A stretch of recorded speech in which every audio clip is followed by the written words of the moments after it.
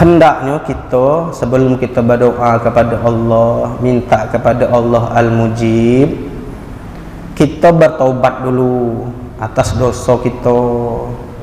Kalau kita berdosa dengan orang, kita balikkan, atau dah telat balikkan, minta halal.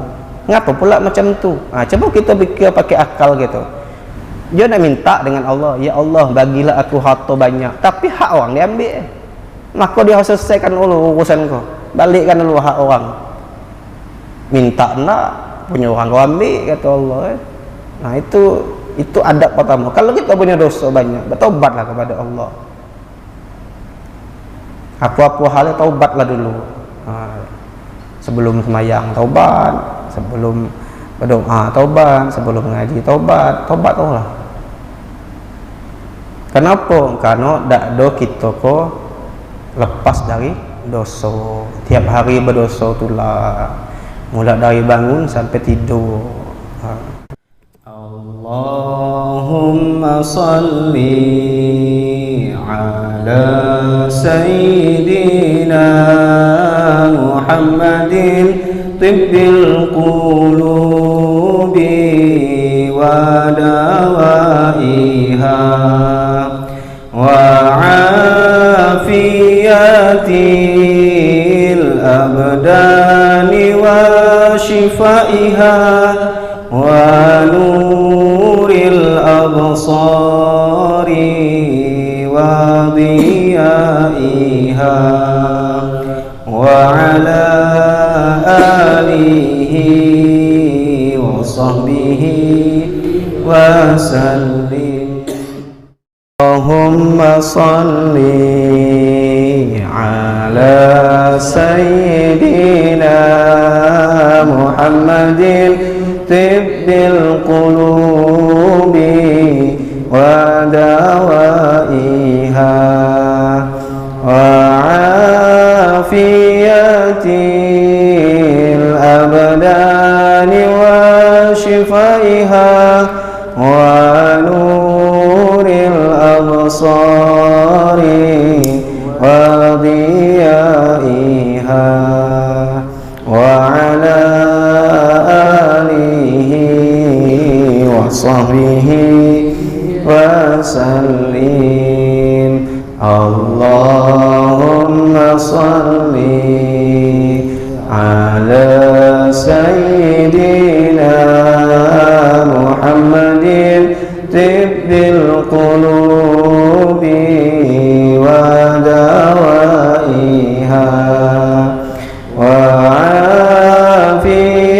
afiyatil abdani wa shifaiha wa nuril absari wa diyaiha wa ala alihi wa sahbihi wa sallim. Allahumma salli ala sayyidina Muhammadin tibbil qulubi wa dawaiha wa afiyatil abdani wa shifaiha wa nuril absari wa diyaiha wa ala alihi wa sahbihi wa sallim. Bismillahirrahmanirrahim. Allahumma aftah alaina hikmataka wanshur alaina min khazaini rahmatika ya arhamar rahimin.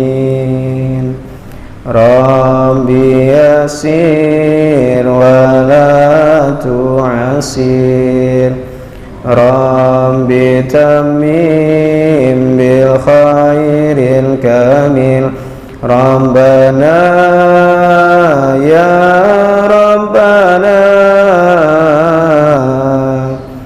wa'fu 'anna ya Karim.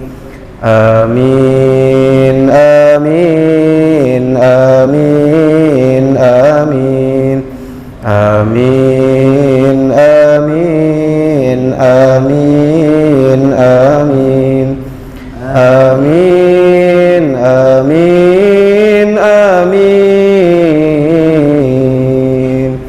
ya rabbal alamin. A'udzu billahi minasyaitonir rajim. Bismillahirrahmanirrahim. Ila hadratin nabiyil mustafa sayyidina Muhammad sallallahu alaihi wasallam wa ala alihi wa auladihi wa zurriyyatihi wa ashabihi al-kiram wat tabi'in wa tabi'it tabi'in wa man tabi'ahum bi ihsanin ila yaumiddin. Summa khususan ila Syekh Muhammad Bakhir bin Ahmad Mughni, summa ila Syekh Abdul Aziz bin Abdul Rahman, wa summa ila Syekh Salahuddin Syarbawi al-Qadiri, wa ila hadhihi an-niyyah wa kulli niyatin salihah. Al-Fatihah. A'udzu billahi minasyaitonir rajim. Bismillahirrahmanirrahim. Alhamdulillahi rabbil alamin, arrahmanir rahim, maliki yaumiddin. Iyyaka na'budu wa iyyaka nasta'in. Ihdinas siratal mustaqim, siratal ladzina an'amta 'alaihim ghairil maghdubi 'alaihim waladdallin. Amin. Assalamualaikum warahmatullahi wabarakatuh. Bismillahirrahmanirrahim. Alhamdulillahi rabbil alamin. Allahumma salli wa sallim ala sayyidina Muhammadin al-fatih lima ughriqa wal khatim lima sabaqa, nasiril haqqi bil haqq wal hadi ila siratikal mustaqim, wa ala alihi wa sahbihi haqqa qadrihi wa miqdarihil azim. Qalu subhanaka la ilma lana illa ma 'allamtana innaka antal alimul hakim. Rabbi shrah li sadri wa yassir li amri wa hlul 'uqdatam min lisani yafqahu qawli. Rabbi yassir wa la tu'assir, Rabbi tammim bil khair, ya Fattah ya Alim, iftah qulubana babaka ya Karim, wa iftah lana futuhal arifin. Ilahi anta maqsudi wa ridhaka matlubi, la hawla wa la quwata illa billahil aliyil azim. Wala haula wala quwata illa billahil aliyil azim. Wala haula wala quwata illa billahil aliyil azim. Yang sama-sama kita muliakan orang tua kita, guru-guru kita, seluruh pengurus dan jamaah Masjid Tarbiyatul Jannah. Insyaallah malam ini kita melanjutkan pengajian kita, kitab mengenal Al-Asma'ul Husna. Qala musannifu rahimahullahu ta'ala wa ada ma'ana bihi fid daraini. Ma'rifat kepada Allah subhanahu wa ta'ala, mengenal nama Allah Al-Mujib. Al-Mujib adalah nama Allah yang ke-45 dari 99 Al-Asma'ul Husna. Al-Mujib artinya secara ringkas yaitu yang memperkenankan. Sedangkan secara luas Al-Mujib artinya dialah Allah yang melayani orang-orang yang meminta. Dia yang mengabulkan doa orang-orang yang berdoa kepadanya, dan dia yang mencukupi orang yang berdoa dalam keadaan darurat. Seorang Arab dusun, Badui namanya, itu Arab tapi bagian dusun tinggal itu pindah-pindah. Nah, dia bertanya kepada Rasulullah, apakah Allah tu dekat apa jauh? Kata dia. Nanya ke Rasulullah macam tu ya. Allah tu dekat apa jauh? Kata dia. Maka turunlah ayat, A'udzu billahi minasyaitonir rajim. Wa iza sa'alaka ibadi anni fa inni qarib ujibu da'watad da'i iza da'an. Wa iza sa'alaka ibadi anni, apabila hamba aku bertanya tentang aku, fa inni qaribun, maka katakanlah bahwasanya aku ko dekat. Ujibu da'watad da'i iza da'an, aku memperkenankan doa orang-orang yang berdoa apabila dia berdoa. Kemudian bagaimana kedekatan Allah kepada kita? Firman Allah lagi, wa huwa ma'akum aina ma kuntum, dan dia beserta kamu dimanapun kamu berada. Macam mana lagi firman Allah, wa nahnu aqrabu ilaihi min hablil warid, dan kami atau aku Allah lebih dekat kepadanya dari urat leher. Macam itulah keadaan Allah dengan kita, sangat dekat dan lebih dekat dari urat leher kepada kita. Kata ulama, sebagaimana kita tak bisa membayangkan bagaimana zat Allah, maka begitu juga kita tak bisa membayangkan bagaimana kedekatan Allah kepada kita. Karena zat Allah itu laisa kamislihi syai'un, tak ada yang macam dia tu, sesuatu apapun. Maka dekatnya Allah kepada kita kenyok macam dekatnya kita kepada sesuatu. Kita wajib percaya bahawa zat Allah ada, tetapi seperti apa zat Allah tak ada contoh, karena tak ada seumpamanya sesuatu.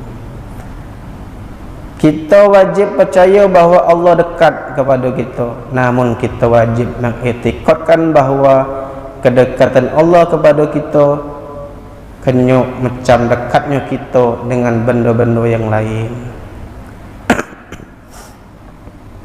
Apabila kita sudah yakin bahawa Allah itu dekat kepada kita, baru kita panjatkan doa. Apabila kita berdoa macam itu, maka Allah akan menerima permohonan kita. Jadi dekat ko ada namanya dekat majazi, ada namanya dekat hakiki. Kalau majazi itu dia genai dekat kita dah, cuma rasa-rasa dekat. Selalu kita bayangkan, sebenarnya tak boleh kita mengumpamakan zat atau sifat Allah, tak boleh. Cuma ikut sekedar untuk memudahkan pemahaman kita. Jadi dekatnya kita dengan Allah tu bukan dekatnya kula dengan datuk ko.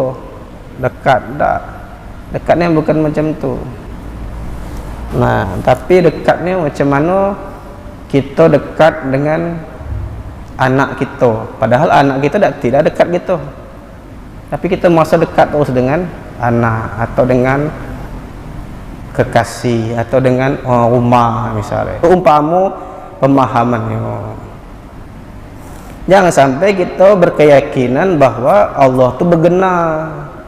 Ahlus sunnah wal jamaah tak ada macam itu. Allah mawjudun bila makan, Allah ada tanpa tempat. Nah, maka ada orang yang tak ada ngaji, dia nyebut kan Allah tu di atas. Dalilnya mana? Ar-Rahmanu alal arsyistawa, Allah itu bersemayam di atas aras. Ditengok tanya lagi, sekot lagi, Allah tu di mana? Di mana-mana kata dia. Mana dalilnya? Wa huwa ma'akum aina ma kuntum, Allah berada di mana baik kamu berada. Dia cuma ngaji maco terjemahan we. Maka perlu ngaji pemahaman ulama maksudnya apa kan. Macam tu pula ngaku dekat dengan Tuhan misalnya. Dekat ni macam mana? Ada terus dekat aku misalnya. Dekat ni macam mana? Macam dekat kita pula tadi. Ada macam itu kan. Namun apabila kita berdoa tetapi tak do menghadirkan dan tak do merasakan qarib ko bahasa Arab artinya dekat, atau kedekatan Allah beserta kita, maka Allah tak mujib, tidak memperkenankan doa kita. Kita baik tak merasa Allah terdekat dengan kita, tak menghadirkan hati gitu. Nama Allah Al-Mujib yang ke-45 tadi itu hubungannya dengan doa dan permohonan kita. Macam mana cakap Nabi Muhammad sallallahu alaihi wasallam, salullaha min fadlihi, mintalah karunia Allah, fa innahu ta'ala yuhibbu an yus'ala, karena sesungguhnya Allah suka, senang dengan bahwa diminta. Allah tu suka kalau diminta, maka mintalah kita kepada Allah Subhanahu wa ta'ala. Minta dengan orang kecewa itulah, minta ko, aku perlu kata dia. Kalau minta salah kena gitu, salah kita yang lah. Dia cuma nak mintalah kepada yang suka diminta, yaitu Allah Subhanahu wa ta'ala bernama Al-Mujib. Nama Allah Al-Mujib adalah untuk memperkenankan doa hamba. Jika tak ada yang berdoa atau tak ada meminta kepada Allah, maka tak ada guna nama Al-Mujib tadi. Maka dari itu dia senang, Allah senang jika hamba itu berdoa, dan sebaliknya dia marah jika hamba tak mau atau tak berdoa. Jadi ada hadis kudusi Allah bercakap yang ko, man la yad'uni aghdab alaihi, siapa yang tak nak berdoa kepada aku marah kepada dia. Jadi orang yang tak berdoa itu dia waktu dapat musibah dan tak berdoa, itu maka dapat dua musibah. Pertama musibah yang dia dapat tu, yang kedua musibahnya dapat kemarahan Allah Subhanahu wa ta'ala. Sombongnya dan nak berdoa kan. Maka kita kok banyak-banyaklah berdoa kepada Allah Subhanahu wa ta'ala, walaupun sekecil hal ini, minta garam misalnya atau minta selom, berdoa kita dak dan nak yang itu. Habis garam ya Allah, minta garam misalnya kan, atau selop putus dia tak selop baru misalnya, boleh lah berdoa. Yang penting mintanya kepada Allah Subhanahu wa ta'ala. Kalau Allah nak magi, itu Allah akan diutusnya makhluk-makhluk yang akan magi itu. Kita lebih minta kepada makhluknya dalam keyakinan kita tadi. Enaklah kalau aku butuh si anu tu ada, menantu aku ada, aman lah, mau tua aku ada, paman aku ada, pejabat galau misal. Itu hati-hati kalau keyakinan dalam hatinya macam tu, itu bisa syirik tu ya, dia mengharapkan makhluk. Mintalah kepada Allah. Siapa yang nak Allah, kalau Allah nak beri pasti dapat. Ingat cerita guru kita bagaimana? Macam mana cara Tuhan ngantar dia ikan ke rumah buaya ngantar naik buaya ke depan rumah guru, lepak ikan. Ada lagi ular lagi ikan dalam perahu guru tadi. Macam tu ni kan, kalau sudah rezeki dia sampailah, maka teruslah minta kepada Allah Subhanahu wa ta'ala. Apa yang nak boleh dipinta tu, itu nak ngaji juga, nak tahu juga. Ada yang boleh dipinta, ada tak boleh.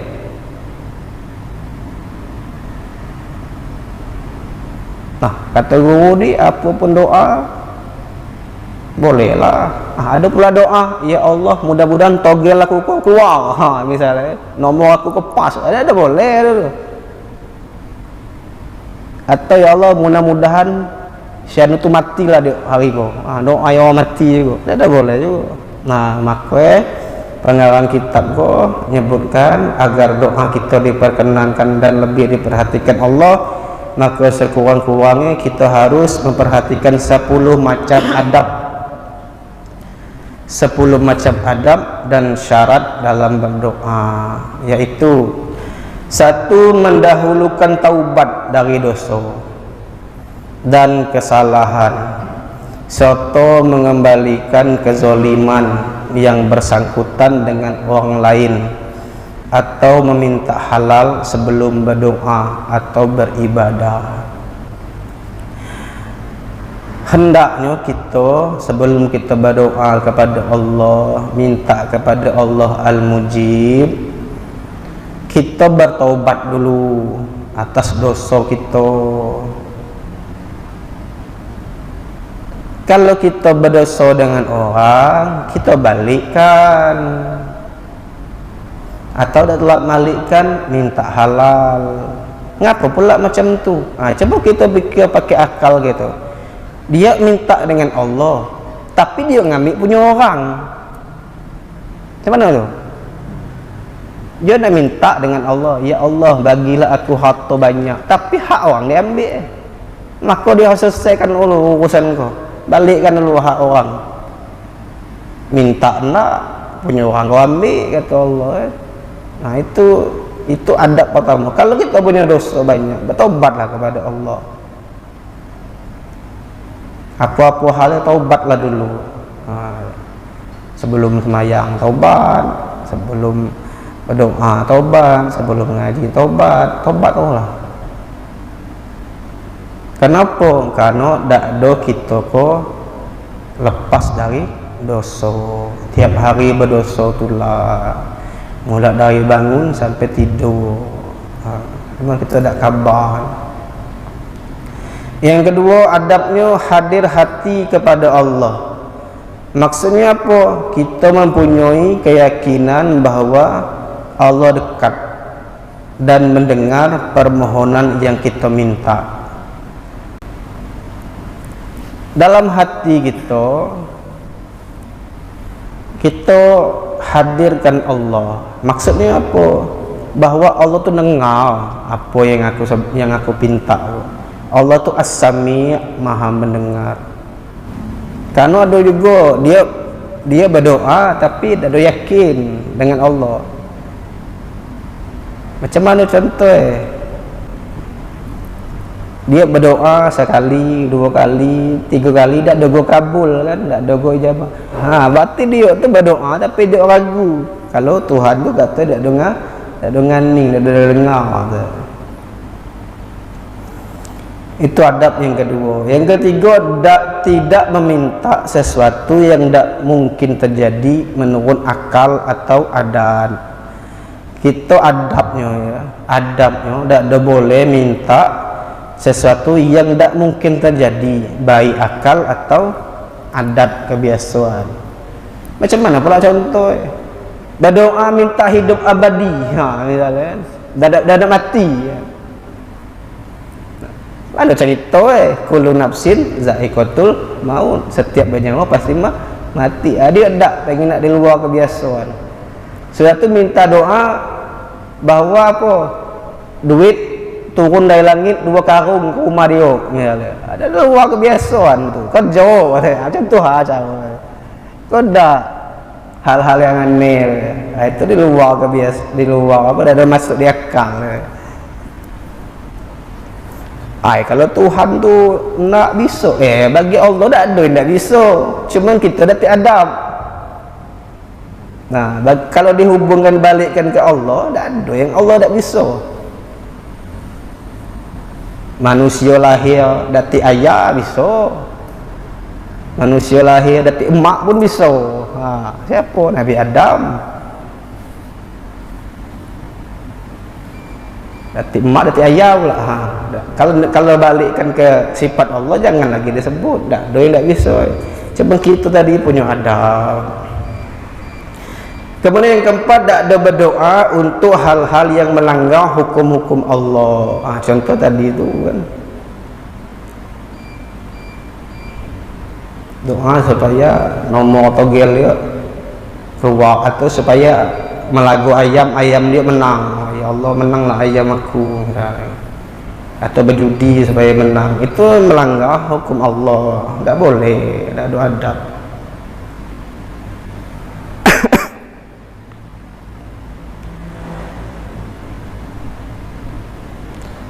Ya Allah, jodohkanlah aku dengan bini dia tu. Ceraikanlah dia, ya Allah. Itu tak boleh juga. Dia pengennya dengan betina tadi, tapi berdoa lain kan. Atau matikan lelaki tak boleh juga. Atau doa, misalnya kita lagi lewat, ada motor ngebut, matilah kau misalnya. Tak boleh juga. Yang kelima, tak ada meminta sesuatu yang tak diketahui akibat buruk. Itu galak kita tu, galak salah tu disiko kita kok kena. Tak ada boleh, tak ada meminta sesuatu yang tak diketahui akibat buruk. Perkara yang tak diketahui baik buruk, sesuatu yang kita tak tahu elok apa tidak, itu macam apa? Macam minta luaskan rezeki, atau diberi kedudukan yang tinggi, atau minta panjang umur. Kita kan tak tahu elok apa tidak kita panjang umur. Kita berdoa terus panjang umur. Jadi macam mana?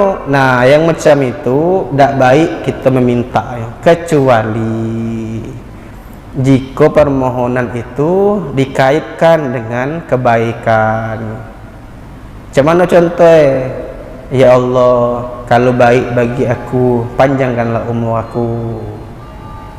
Ya Allah, kalau baik bagi aku, jadikanlah aku orang kaya.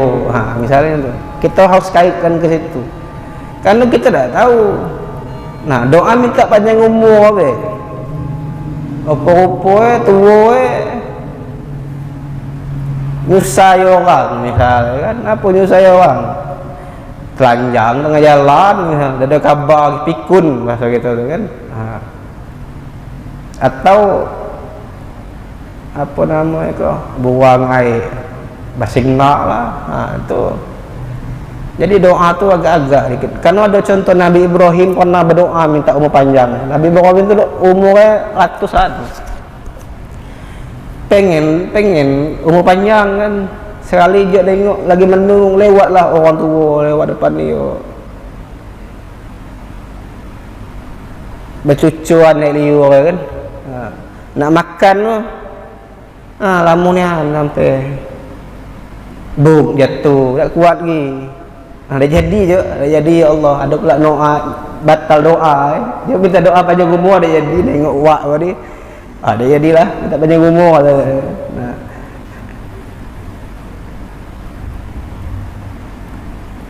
Kita tak minta terus, maka harus ada kaitannya jika baik bagi aku. Karena banyak orang dia asal waktu dia sederhana dia taat, pas jadi kaya dia lupa diri, pas jadi orang biasa dia baik, pas jadi pejabat dia lupa juga. Maka selalu kita kaitkan, ya Allah, aku minta panjang umur jika itu baik bagi aku. Ya Allah, aku minta jodoh kalau itu baik bagi aku. Ya Allah, aku minta kerja, minta rezeki banyak, jadi orang kaya kalau baik bagi aku. Selama kita dah kan, itu adab juga ya dia tu.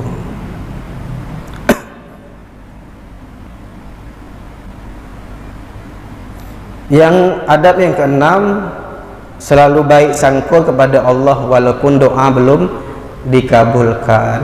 Allah nyebutkan apa? Ud'uni astajib lakum. Berdoalah kamu kepada aku, niscaya aku perkenankan. Cuman Allah tak nyebut dah aku perkenankan cepat atau lambat, tak tidak. Memang Allah nyuruh kita berdoa weh. Kapan dikabulkannya terserah Allah. Bisa 10 tahun lagi, bisa 20 tahun lagi, bisa detik itu juga, bisa sejam, bisa sehari. Nah, atau bisa pas kita lah mati dalam kubur misalnya, atau mungkin pas kita di akhirat itu baru dikabulkan, bisa be. Cuma tugas kita adalah, perintah untuk kita adalah berdoa. Doa itu ibadah. Yang ketujuh, jangan merasa sesuatu yang diminta itu besar.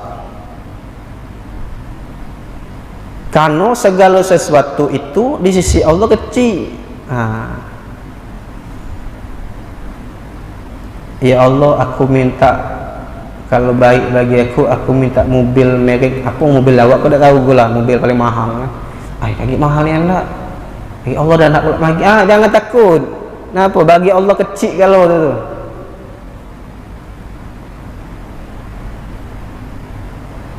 Misal itu contoh umpamu. Maka Nabi Muhammad berkata, kalau engkau meminta surga, kalau berdoa minta surga, mintalah Firdaus. Kenapa? Karena Allah tak sulit mengabulkannya. Firdaus itu apa? Surga paling tinggi.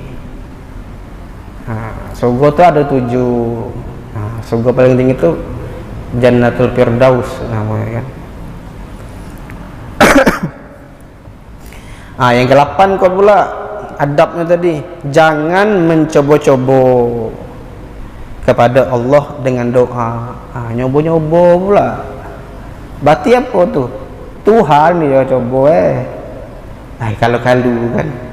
Basinglah berdoa kalau-kalu. Dah boleh, dah ada adab tu. Tadi kan di awal kita harus yakin Allah mendengar, kita dekat, hadirkan hati. Tiba-tiba masing-masing lah aku tu coba-coba lah kalau-kalu kan. Tu kurang adab, dah ada adab berdoa tu. Dibagi orang amalan, baca doa kau kalau kau nak kaya, bacalah 40 hari 40 malam. Sekali 40 hari dah kaya go. Dah hebat doa kau. Tukar doa lain pula. Tu dah ada adab juga dengan Allah tu. Milih dia. Yang ke-9, yakin dengan permohonan atau doa yang akan dimohon itu bahwa kita memang berhajat, seperti minta ampun. Kalau kita galak lupa, kita dosa banyak tapi tidak pernah minta ampun. Maka doa yang pasti kabul kata para ulama itu doa minta ampun lah. Kemudian apa lagi? Husnul khotimah. Husnul khotimah itu apa? Akhir hidup dalam keadaan baik. Kita ngeri hidup kita bukan main, orang taat macam nak masuk surga lah apa tiba-tiba mati su'ul khotimah, mati kafir. Ada juga terbalik, di hidup ni macam orang paling jahat kan, orang maksiat neraka lagi kira macam tu lah. Ternyata dia matinya husnul khotimah. Banyak contohnya, macam kemarin ada orang bunuh 99 orang lah dibunuh sepreman-preman orang kampung itu rasa belum pernah bunuh sebanyak itu kan. Nemui guru, wahai guru, aku kola bunuh 99 orang, kira-kira Allah ngampuni tak? oh tidak bisa, neraka kau kata dia, parah. Guru tu pula bunuh. Maka jadilah 100 orang salah tanya kan, nanya ke guru pekeh. Akhirnya nanyalah ke guru tasawuf, wahai Syekh, aku kok banyak yang dosa, aku lah bunuh 100 orang lah. Apa kata Syekh, kata guru dia, segedang apapun dosa kau pasti Allah ampuni, karena rahmat Allah tu jauh lebih besar dibandingkan apa yang ada. Maka dia bertobatlah, mati dalam keadaan husnul khotimah, padahal bunuh 100 orang. Betina ada juga pelacur jual diri kan, tapi di akhir kisahnya, di akhir hidupnya dia menolong ke zaman Bani Israel kan, menolong anjing yang sedang kehausan. Bayangkan seorang betina pelacur nolong anjing. Macam mana dia tahan dia masuk sumur, sepatu itu kan, sepatu betina penghibur kan gedang kan, panjang, masuk ya air dalam tu, digigitnya di mulut naik lagi je sumur ni, air tu dibagilah ke anjing yang sedang kehausan ni. Ibu hati dia nengok anjing dia kan, Allah beri hidayah dia waktu itu. Dan Al-Kisah mati dalam keadaan husnul khotimah. Banyak kisah-kisah macam tu. Maka kita tak boleh mandang remeh orang, karena suatu saat dia bisa berubah, malah dia bisa lebih taat daripada kita lagi. Macam tu juga kita kalau taat, tak usah merasa sombong. Bisa berkali diuji tak lulus misalnya kan. Ada contoh, ada lagi seorang alim saking alim sergo iblis ko mujuk dia dan nak ada, tapi akhirnya bercengkuh. Iblis tu bercakap, wahai orang alim, kau kuala banyaknya amalan kau lah, rasoi kau kuala pasti sogo. Bolehlah kau cicip maksiat tu sekali jadilah, tak bakal lah sekali tu ngilang yang banyak-banyak tu. Mungkin kita bisik terus apa rajin iblis binatang dia kan, tapi fikirlah dia, iya juga tak? Akhirnya milih-milih, aku nak buat apa ya, berzina, apa lagi, bunuh orang, minum khamar atau mabuk.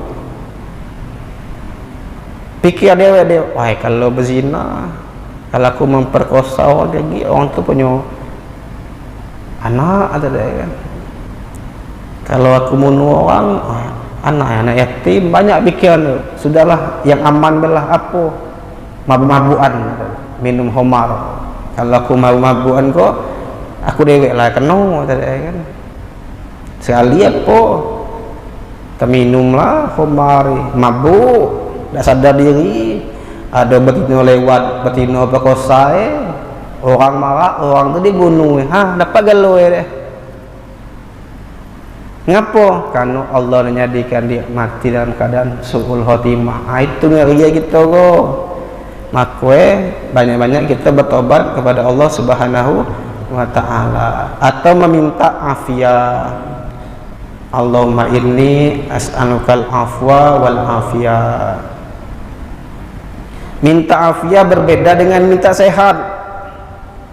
Risiko pengarang kitab membedakan, memberitahu kita, minta afiyah berbeda dengan minta sehat. Orang yang diberi afiyah, dialah yang diberi sehat zahir dan batin. Iko pasti baik. Kenapa? Karena sabda Nabi Muhammad, Allah sangat suka kepada orang yang minta afiyah. Sedangkan orang yang minta sehat, dia cuma minta sehat zahir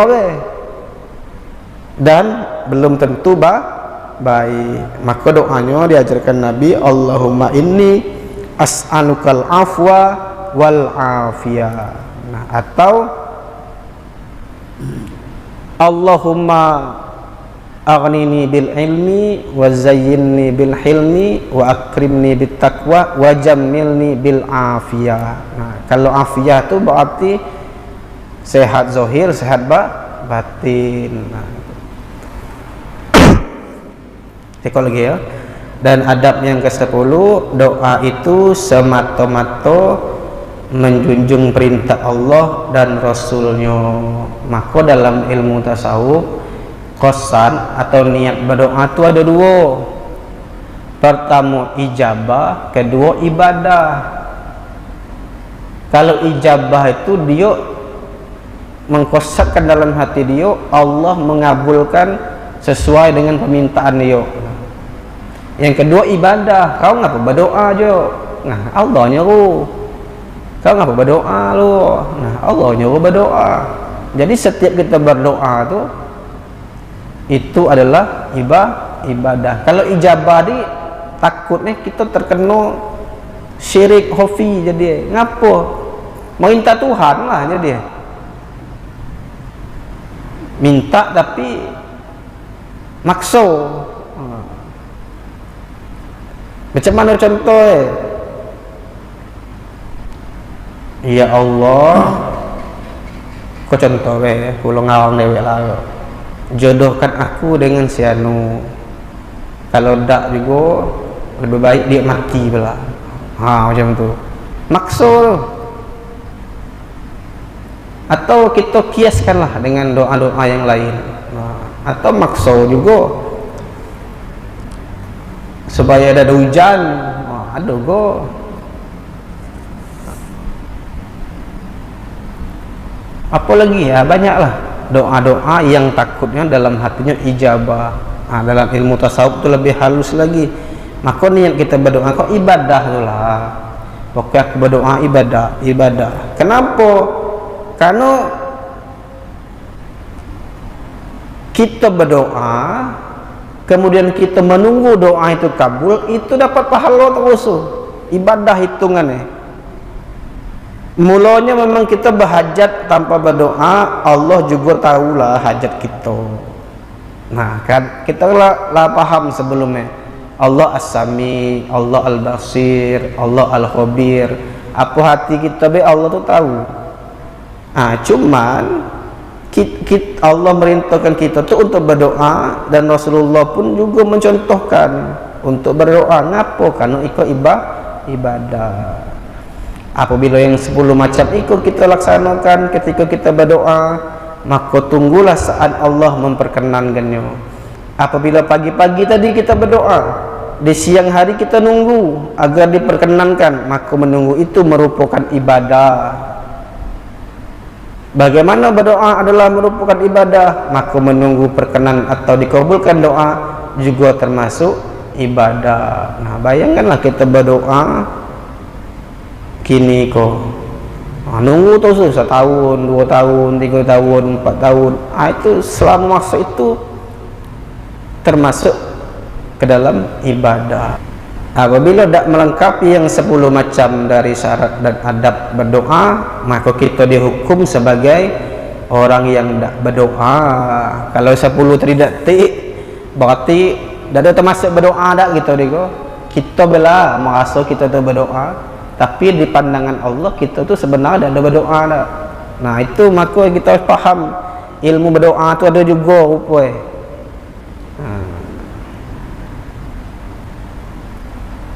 Apabila kita sudah percaya di antara nama Allah adalah Al-Mujib, maka kita dituntut untuk mencontoh akhlak Al-Mujib. Macam mana kita juga harus bersikap mujib dalam muamalah. Muamalah sosial. Kita dengan sesama, di antara akhlak Al-Mujib itu baik menolong orang-orang yang minta tolong kepada kita. Nah, kalau kita beriman dengan Allah Al-Mujib, salah satunya kalau ada orang minta tolong dengan kita mampu, kita tolonglah. Jika pertolongan kita membawa kebaikan bagi yang ditolong. Macam itu juga dengan menghutangi orang. Kalau menghutang itu baik, bagilah. Wak minjam hutang, minjam duit wak untuk apa? Beli cimeng misalnya, dosa bagi. Tapi dia kok berhutang butuhnya, nasi datik lagi, anak bini nak makan. Nah, kita hutang, bagilah kalau kita ada. Termasuk juga menghadiri undangan, termasuk pengamalan daripada al-mujib. Dan menghadiri undangan seseorang itu hukum dasarnya, hukum awalnya sunat, kecuali menghadiri undangan acara perkawinan, maka hukumnya wajib. Setengah menghadiri undangan, baik undangan akad nikah atau acara maulid, selamatan, haul dan lainnya, apabila memenuhi syarat-syarat di bawah iko. Nah, iko kan sunatnya tadi. Pertama, yang diundang kena orang penegak hukum. Maksudnya apa? Jika seorang penegak hukum tidak ada memenuhi undangan orang, maka itu baik. Apalagi yang undang tadi sedang punya perkara, itu lebih baik dosa datang.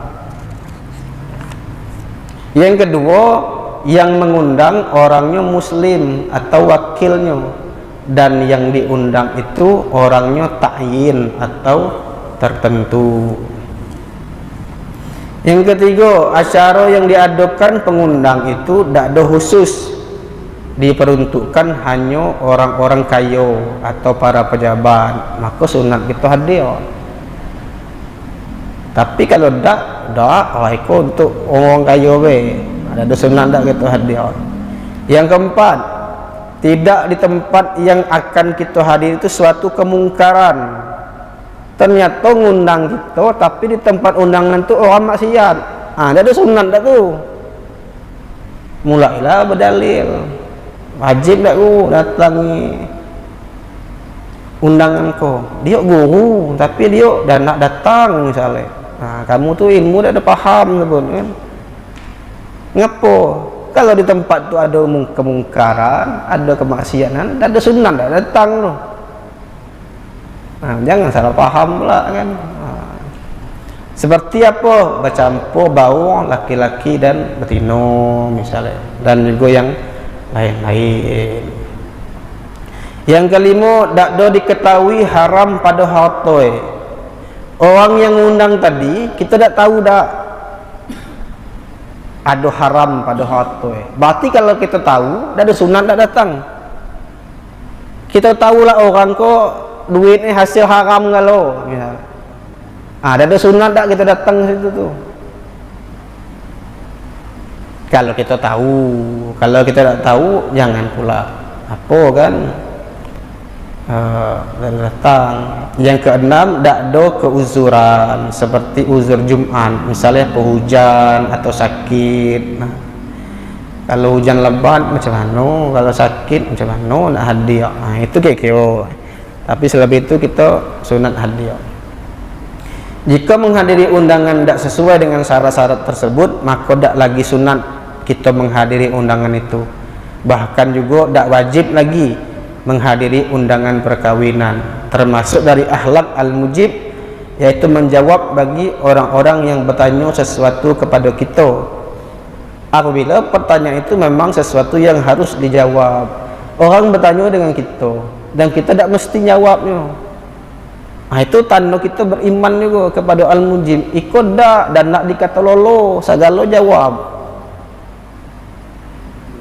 Alam malakun, alam jabarun, alam lahun, tengok-tengok orangnya kan.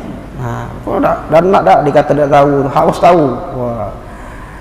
Itu berarti tidak ada beriman kepada akhlak al-mujib. Nengok-nengok gola. Yang ditanya tu apa, yang nanya siapa. Demikianlah akhlak kita yang dituntut jika kita memang beriman dengan nama Allah al-mujib. Cukup ikut dulu ya. Wallahu a'lam bishawab. A'udzu billahi minasyaitonir rajim. Bismillahirrahmanirrahim. Alhamdulillahirabbil alamin. Allahumma shalli wa sallim ala sayyidina Muhammadin basyiril mubasysyiril mustafain Allahumma inna na'udzubika wa natawassalu ilaika wa natawajjahu ilaika wa natadarra'u ilaika bi asma'ikal husna huwallahu rahmanur rahimul malikul qudusus salamul mu'minul muhaiminul azizul jabbarul mutakabbir al khaliqul bari'ul musawwirul ghaffarul qahharul wahhabur razzaqul fattahul alim al qabidul basitul khafidul rafi al mu'izzul muzillus sami'ul basir al hakamul adlul latiful khabir al halimul azim al ghafurus syakur al aliyul kabir al hafizul muqil al hasibul jalil al karimur raqibul mujibul wasi'ul hakimul wadudul majidul ba'ithus syahid al haqqul wakil al qawiyul matin al waliyul hamid al muhsil mubdiul mu'in al muhyil mumin al hayyul qayyum al wajidul majidul wahidul ahad as-samadul qadirul muqtadir al-muqaddimul muakhir al-awwalul akhir az-zahirul batin al-walil muta'alil barut tawabul muntaqim al-afu raghufur malikul mulki zul jalali wal ikram al-muqsitul jami'ul ghaniyul mu'lil mani' an-nurun nafi an-nurul hadi al-badi'ul baqi al-warithur rasyidus sabur Allahumma anfa'na bima 'allamtana wa'allimna ma yanfa'una wa nas'aluka fahman nabiyyin wa hifzal mursalin wa ilhamal malaikatil muqarrabin wahdina bihidayatil arifin wansur alaina min hazaini rahmatika ya arhamar rahimin rabbana atina fid dunya hasanah wa fil akhirati hasanah wa qina adzabannar wa sallallahu ala sayyidina Muhammad wa ala ali sayyidina Muhammad walhamdulillahi rabbil alamin. Assalamualaikum warahmatullahi wabarakatuh.